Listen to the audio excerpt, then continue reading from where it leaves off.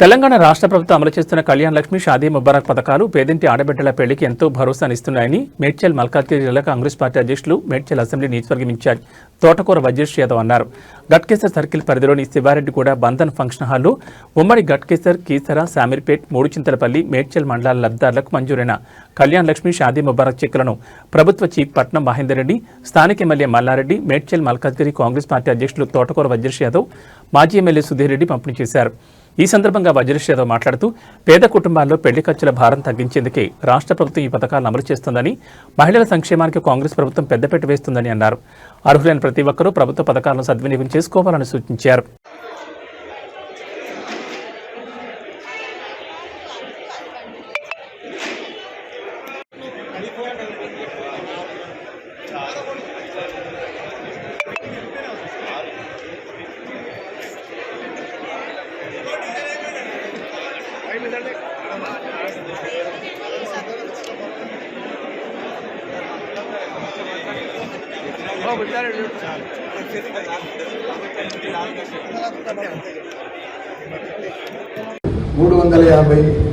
కళ్యాణ లక్ష్మి చెక్కులు పంపిణీ కార్యక్రమం జరుగుతుంది.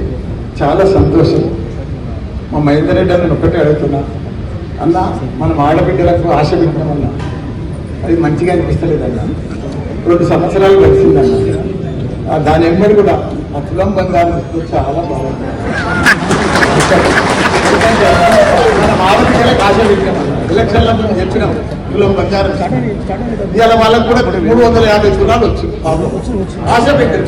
ఆడబిడ్డలకు ఎప్పుడు ఆశ పెడితే అది మంచిది కాదు. ధన్యవాదాలు.